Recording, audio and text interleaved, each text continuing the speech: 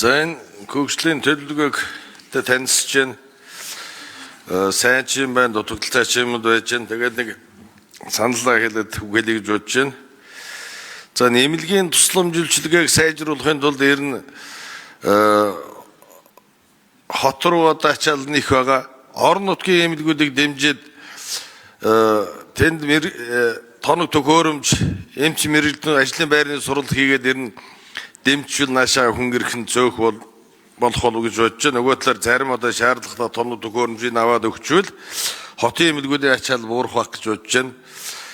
За хоёрдугаар энэ Баян-Улгийн аймагт энэ Морин Сувд Construction гэдэг компани одоо том онцлогын төвийн эмнэлэг барьсан.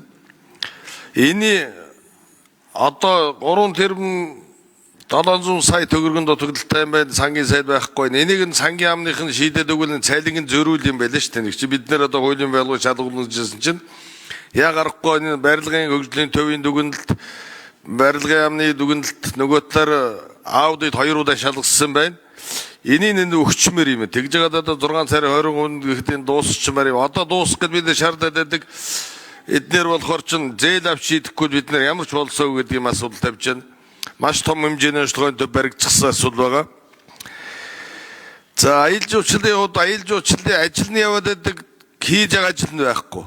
Таван богд аялал жуулчлалын тэр бүс нутаг хотон хургуунаар байгалийн үйлчлэг газраар жилд 30-аас 40 мянган жуулч очдог. Энэ их хурлын гишүүч ихээр явж байгаа тэнд. Гэтэл отоглох газар ариун цэврийн байгууламж авах гол горох ус аймад ихээр бохирж байгаа. Тэгэхээр чи энийг бас тодорхой хэмжээнд тусгачвал бас дотоодын жуулчд явж байхад энэ шаардлагатай нөхцөл байдлыг хангасан тийм байгууламж заавал шаардлагатай энийг бас тусгаж өгөхгүй бол засгийн газрын мөрөг хөдөлгөөрт орсон шүү дээ. Энэ дэр бас анхаарах шаардлагатай байна. За малын түгээд боловсруулах асуудал дээр инквайри сайдаа уг нь Баруун Тав аймгийн Ноосвах үйлдвэр гээд байсан. Баян-Улгийд. Баруун Тав аймгийн бүх ноосыг угааж гаргадаг байсан сүүлдээ самнах үйлдвэртэй байсан. Англи одоо Европын холбоо Америк руу гаргаж ирсэн. Гэтэл энэ компани дампуураад одоо банкнд 2 тэрбум төгрөгийн барьцаанд байгаа юм байна. Энийгээр нь авчвал Баруун аймагта тэр хуучин Баруун Тав аймгийн Ноосвах үйлдвэр 400-500 ажилтнтай байсан. Энэ бас тэнд бас малын түгээд боловсруулах бас нэг том ажил болчих болов уу дотоодын нөөцөө ингээд ашиглажвал яасан бэ гэдэг санал хэлье. Анхаарал тавьсан баярлалаа.